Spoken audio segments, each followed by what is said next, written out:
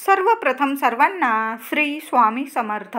स्वामी महाराजांच्या कृपेने तुमच्या सर्व चांगल्या इच्छा पूर्ण होत ही स्वामींचरणी प्रार्थना करते आणि आजच्या व्हिडिओला सुरुवात करते. हरतालिका व्रत कोणी करावे, कसे करावे, या व्रताचे नियम काय पाळावे, उपवास कसा करावा, पूजा कशी करावी, घरात करावी की मंदिरात करावी, उपवासात काय खावे, उपवास कधी सोडावा, कोणतं एक फळ खाऊन उपवास सोडावा, मासिक धर्म, गर्भवती महिला, विधवा महिला यांनी पूजा करावी की नाही, त्यांनी त्या दिवशी काय करावे, शिवशंकरांना प्रसन्न करण्यासाठी आणि माता पार्वतीला प्रसन्न करण्यासाठी कोणत्या सेवा कराव्या, पूजेत कोणत्या वस्तू अर्पण कराव्या, संपूर्ण माहिती हरतालिका व्रताची आजच्या व्हिडिओमधून आपण बघणार आहोत.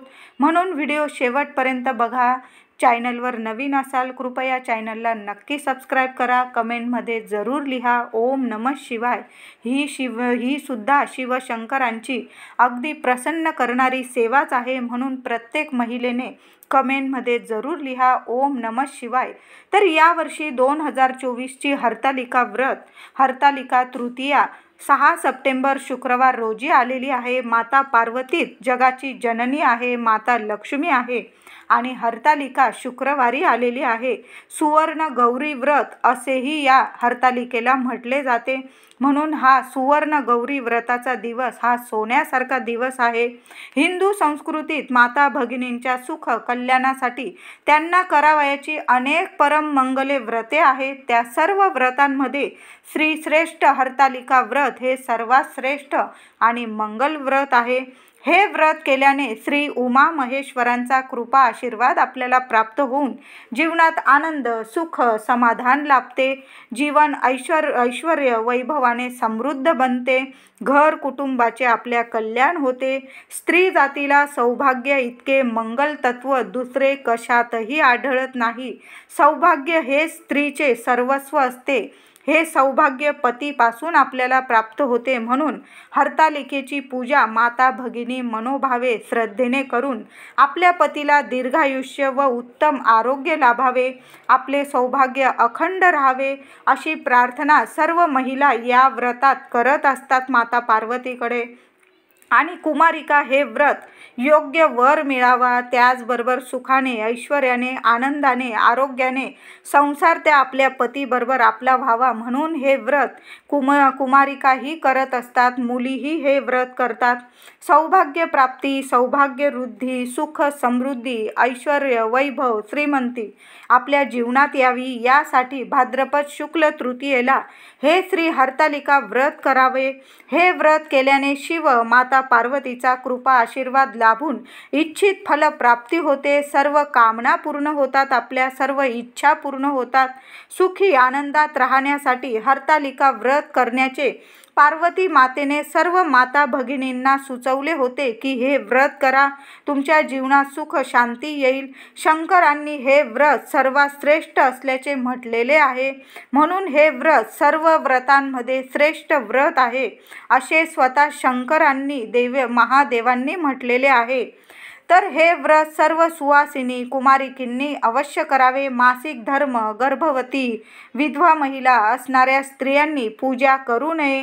कहाणी ऐकावी, जरूर कहाणी ऐकावी आणि मनातल्या मनात माता पार्वती शिवशंकरांना प्रार्थना करावी. आपली जी पण इच्छा असेल तुमची ती इच्छा सांगायची आहे. उपवास करायचा आहे. म्हणजे महिला, गर्भवती महिला असतील, मासिक धर्म असेल, विधवा स्त्रिया असतील तर त्यांनी उपवास करायचा आहे. फक्त पूजा मात्र करू नका. कहाणी नक्कीच ऐकायची आहे. तुम्ही एखाद्या कोपऱ्यात बसून कहाणी ऐकली तरीही चालेल. पार्वतीने हे व्रत स्वतःसाठीच नाही तर जगाच्या कल्याणासाठी केले होते.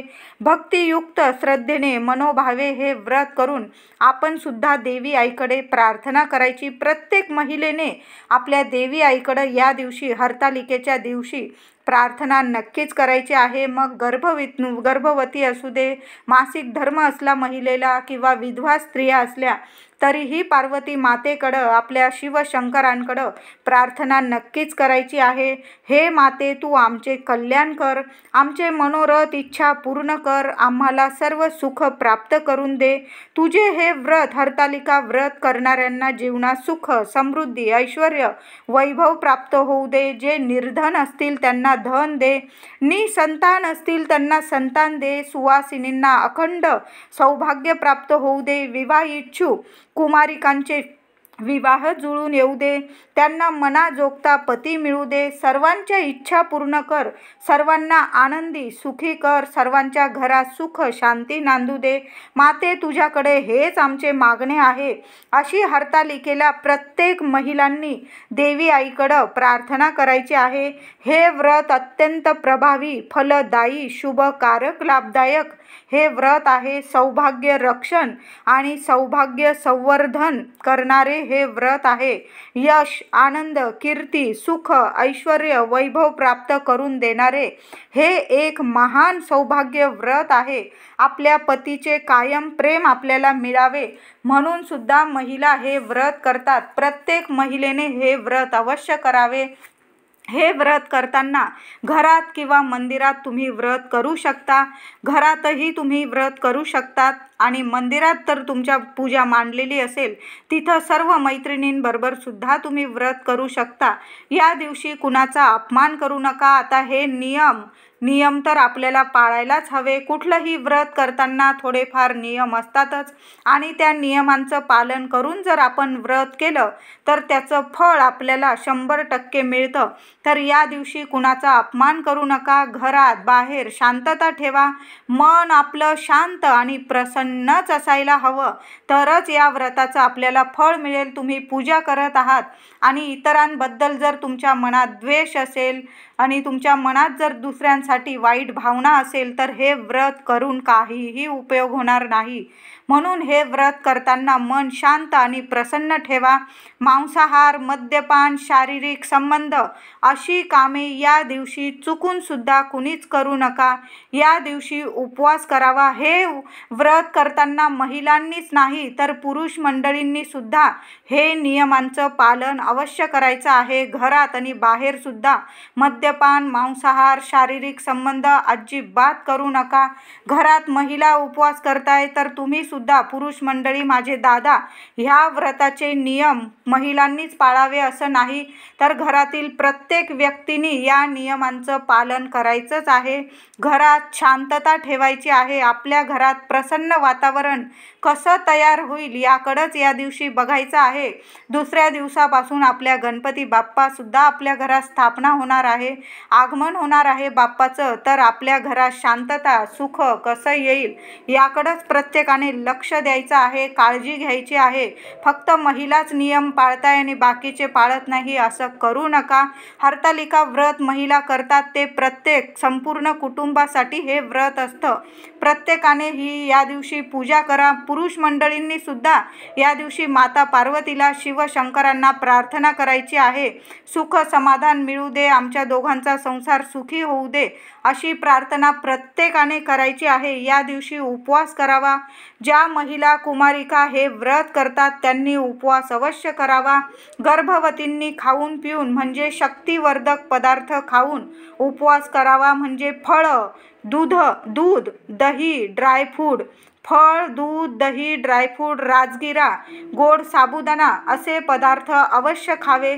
काही महिला निर्जळ व्रत करतात. जर तुम्ही उपवासात काही खात नसाल तर मी म्हणेल तब्येत सांभाळून उपवास करावा, नाहीतर तुम्ही हे फळं पदार्थ खाऊन सुद्धा उपवास करू शकता. हा उपवास हरतालिका दिवशी दोन्ही वेळेला करायचा असतो. म्हणून दोन्ही वेळेला तुम्ही उपवास करायचा आहे आणि फल आहार घ्यायचा आहे. ज्यांची प्रकृती नीट असेल त्यांनीच निर्जला व्रत करा. ज्यांची प्रकृती म्हणजे नसेल चांगली, आरोग्य नसेल, तुम्हाला गर्भवती असाल, तुम्ही मासिक धर्म असाल, तुम्ही उपवासात पदार्थ खाऊन फळ आहार घेऊन उपवास केला तरीही चालेल. आपली तब्येत सांभाळून आपल्याला उपवास करायचा आहे. उपवास केव्हा सोडावा? आता उपवास प्रत्येकाला हाच प्रश्न असतो, उपवास केव्हा सोडावा? उपवास हा हरतालिकेच्या दुसऱ्या दिवशी म्हणजे गणपती बाप्पाची स्थापना घरोघरी होणारच आहे आता या दिवशी. तर गणपती बाप्पाची स्थापना, आरती, नैवेद्य झाल्यानंतरच आपल्याला उपवास सोडायचा आहे. उपवास सोडताना प्रथम काकडी खाऊनच उपवास सोडायचा आहे. बाजारातून काकडी घेऊनच या, म्हणजे तुम्हाला जास्त धावपळ होणार नाही. आदल्याच दिवशी काकडी आणून ठेवा आणि गणपती बाप्पाची स्थापना झाल्यानंतर, नैवेद्य वगैरे आरती झाल्यानंतर तुम्ही ताटावर बसाल तर प्रथम काकडीचा घास खाऊन आपल्याला उपवास सोडायचा आहे. काकडी खाल्ल्यानंतर प्रथम आपल्याला गोड गणपती बाप्पाचा प्रसाद खायचा आहे. पार्वती मातेचे पुत्र गणपती बाप्पाचा प्रसाद खाऊन, गोडधोड प्रसाद खाऊन मग आपल्याला हरतालिकाचा व्रताचा उपवास सोडायचा आहे. मग तुम्ही जे जेवायचं तुम्ही सात्विक भोजन ते घेऊ शकता. अशा पद्धतीने हरतालिका व्रताचा उपवास करायचा आहे आणि अशा पद्धतीने हरतालिका व्रताचा उपवास सोडायचा आहे. नवविवाहित भगिनींनी हे श्री हरतालिका व्रत अवश्य करावे. या व्रताने आदी माया पार्वती संतुष्ट होऊन तुमचे सर्व मनोरथ पूर्ण करेल. संसार सुखाचा होईल तुमचा. विधीपूर्वक परम श्रद्धेने भक्तिभावाने हे व्रत करून आनंदी सुखी अवश्य व्हावे. हे व्रत पहिल्यांदाच कुमारिका किंवा कोणी स्त्रिया करत असाल तर तुम्हाला नियम म्हणजे नवीन साडी घालायचीच आहे. सर्व महिलांनी या दिवशी नवे वस्त्र परिधान करून, नाकात नथ असेल तुमच्याकडं तर नथ घालून हे व्रत करा. व्रत पूजा करायची आहे. कुमारिका प्रथमच, काही कुमारिका प्रथमच यावर्षी व्रत करत असतील तर आईने आपल्याला, तुम्हाला जेवढी परवडेल, तुमच्या खिशाला जेवढी परवडेल तेवढी छानशी अशी मुलीला नवीन साडी घेऊन द्या. छान रंगाची साडी घेऊन द्या. म्हणजे या दिवशी तुम्हाला लाल, हिरवा, पिवळा, मोरपिशी, नारंगी, गुलाबी या 4-5 कलरच्या साड्या, या रंगाच्या साड्या घेऊन दिल्या मुलींना तरीही चालेल. यातील एक साडी तरी या रंगाची, आवडत्या रंगाची मुलीला साडी घेऊन द्या. आणि तुमच्याकडे नवीन साडी असेल घरात तर तुम्ही तीही घालू शकता. तुमची मुलीला तुम्ही ती साडी दिली घरातली तरीही चालेल. तर या दिवशी हिरव्या, आता आपला वस्त्र झालं, आपलं नवीन वस्त्र घ्यायचं आहे, तुम्हाला नवीन साडी घालायची आहे. त्याचबरोबर आपल्याला हिरव्या काचेच्या बांगड्यासुद्धा घालूनच आपल्याला हरतालिका व्रताची पूजा करायची आहे. मासिक धर्मातील बांगड्या असतील किंवा म्हणजे इतर ठिकाणी तुम्ही सुतक वगैरे या ठिकाणी गेलेला असाल आणि तिथल्या तुमच्या हातात काचेच्या बांगड्या असतील तर तुम्ही त्या काढून टाकायच्या आहे आणि नवीन काचेच्या बांगड्या घालायच्या आहे. या दिवशी महिलांनी हातात आवर्जून काचेच्याच बांगड्या घालायच्या आहे. नवीन काचेच्या बांगड्यांना खूप महत्त्व असतं. कुमारिका व्रत करत असतील तर कुमारिकांना सुद्धा, मुलींनी सुद्धा काचेच्या बांगड्या घालूनच पूजा करायची आहे. तेव्हाच पूजेचं, व्रताचं फळ मिळतं. किमान 2-2 जरी तुम्ही काचेच्या बांगड्या घातल्या तरी खूप शुभ ठरेल. तर काचेच्या बांगड्यांचा रंग हिरवा घेतला तर खूप शुभ ठरतो. कारण श्रावण महिना सुरू आहे आणि भाद्रपद श्रावणानंतरच येतो. सगळं कसं हिरवळ वातावरण झालेलं असतं आणि त्यात जर तुम्ही सौभाग्यवर्धक हिरव्या बांगड्या, हिरवी साडी घालून पूजा केली किंवा लाल बांगड्या, लाल साडी, पिवळ्या बांगड्या, पिवळी साडी, म्हणजे तुम्हाला ज्या आवडतील त्या बांगड्या काचेच्या घालून जर तुम्ही पूजा केली खूप फलदायी ठरेल. तर हा नियम प्रत्येकाला लागू पडणार आहे. प्रत्येक महिलेने नवीन साडी घाला आणि काचेच्या बांगड्या घाला. कुमारिका असतील तर नवीन बांगड्या घाला आणि नवीन साडी घालून पूजा करायची आहे. घरात साडी असेल आणि ती धुतलेली नसेल, कोरी साडी असेल तर तुम्ही तीही घालू शकता. या दिवशी नवीन वस्त्र व बांगड्या घालूनच पूजा व्रत करावे. पूजेचं संपूर्ण फळ तुम्हाला मिळेल. या व्रताची पूजा आता कशी करावी तर ही पूजा घरात किंवा तुम्ही मंदिरात सुद्धा करू शकता. तर काय करायचं, पाट स्वच्छ धुवायचं, पाटाभोवती रांगोळी काढायची आहे. रांगोळीवर हळदी कुंकू टाकायचं. पाटावर वाळूचे शिवलिंग तयार करायचे. हरतालिकेच्या 2 मूर्ती वाळूने तयार करायच्या आहे. प्रथम एक शिवलिंग तयार करायचा, हरतालिकेच्या 2 मूर्ती वाळूने तयार करायच्या आणि विधिवत वाळूच्या मूर्तींची पूजा करायची आहे. प्रथम कुठल्याही पूजेची सुरुवात करताना पळीने उजव्या हातात पाणी घेऊन आचमन करायचे आहे. नंतर ताम्हणात ते पाणी सोडून द्यायचे आणि ते पूजेचं पाणी इतरत्र कुठं टाकू नका, झाडांनाच टाकायचं आहे. त्यानंतर ते पाणी आचमन केल्यानंतर ताम्हणात सोडल्यानंतर ओम केशवाय नमः, ओम नारायणाय नमः, ओम गोविंदाय नमः अशा पद्धतीने तुम्हाला बोलून देवांचं नाव घेऊन, श्री नारायणांचं नाव घेऊन अशा पद्धतीने पूजेला सुरुवात करायची आहे. प्रथम दिवा अगरबत्ती लावून घ्या, दिव्याला आसन द्या, थोडीशी तांदळाची रास करा आणि त्याच्यावर दिवा ठेवायचा आहे. अगरबत्ती, धूप, दीप, अत्तर सर्व काही छान असं सुगंधित पूजा मांडून घ्यायची आहे. आणि त्याचबरोबर एक अखंड समयी हरतालिका पूजेजवळ चालूच ठेवावी. हरतालिकेची पूजा आपण दुसऱ्या दिवशी उचलतो म्हणून पूजेच्या ठिकाणी ही समयी अखंड चालूच ठेवा, विझू देऊ नका. आणि विझलीच तर तुम्ही पुन्हा लावून दिली तरी काही हरकत नाही, घाबरायची गरज नाही. एक समयी चालू राहील याची काळजी घ्यायची आहे.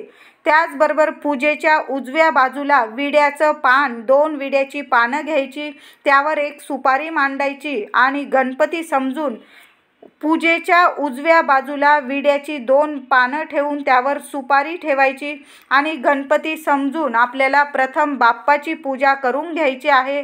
गंध, अक्षता, फुलं, हळदी, कुंकू, दुर्वा गणपती बाप्पाला आपल्याला फुलं व्हायची आहे. बाप्पाच्या आवडतं जास्वंदाचं फूल असेल ते व्हा. गूळ खोबऱ्याचा नैवेद्य गणपतीला दाखवायचा आहे आणि मग हरतालिका देवीची पूजा करायची आहे.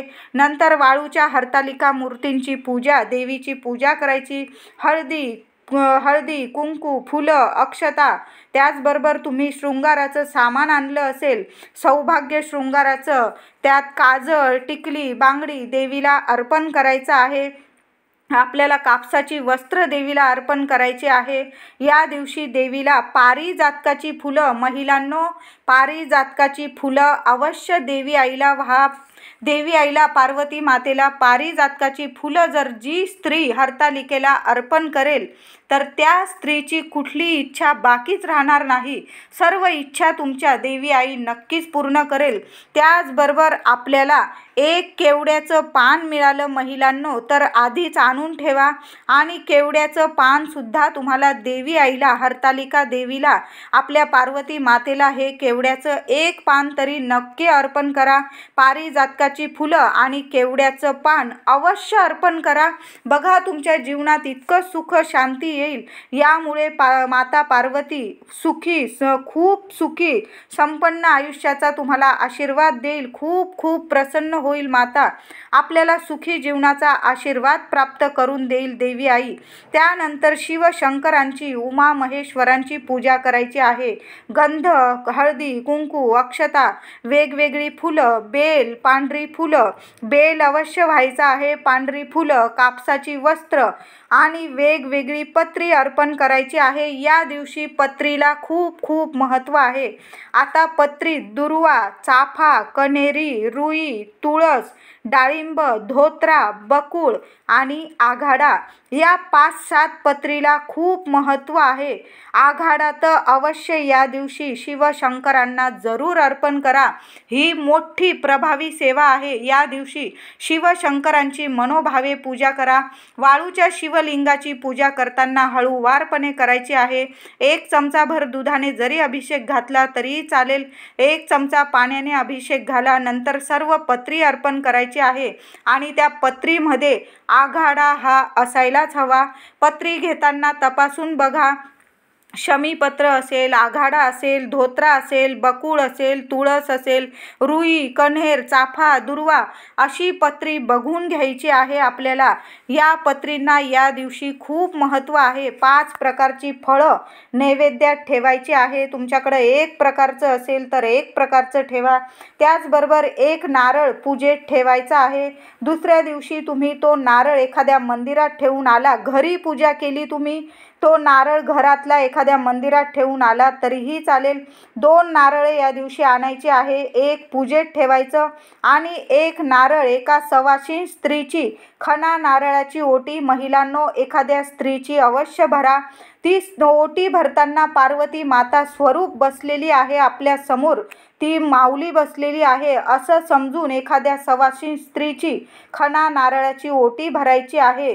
या दिवशी ब्राह्मणाला 11 रुपये 21 रुपये तुमच्या खिशाला जेवढं परवडेल 51 रुपये 101 रुपये ब्राह्मणाला दक्षिणा अवश्य द्यायची आहे.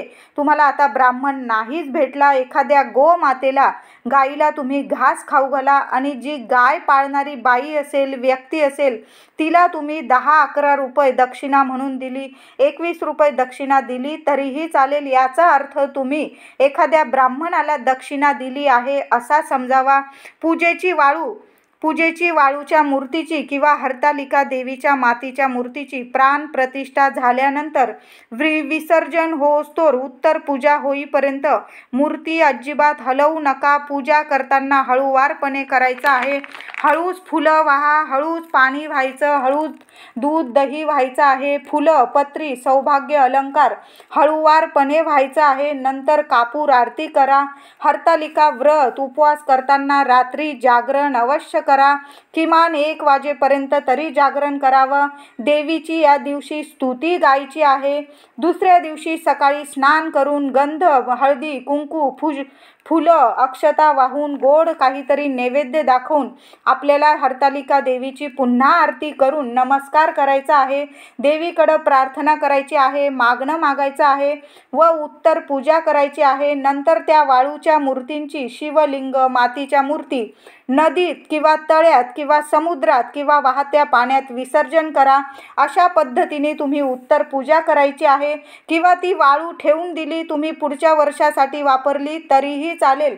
अशा पद्धतीने तुम्हाला हरतालिकेचं व्रत करायचं आहे, उपवास करायचा आहे, पूजा करायची आहे, सेवा करायची आहे. व्हिडिओ आवडला असेल लाईक करा, शेअर करा, चॅनलला कृपया सबस्क्राईब करा. धन्यवाद.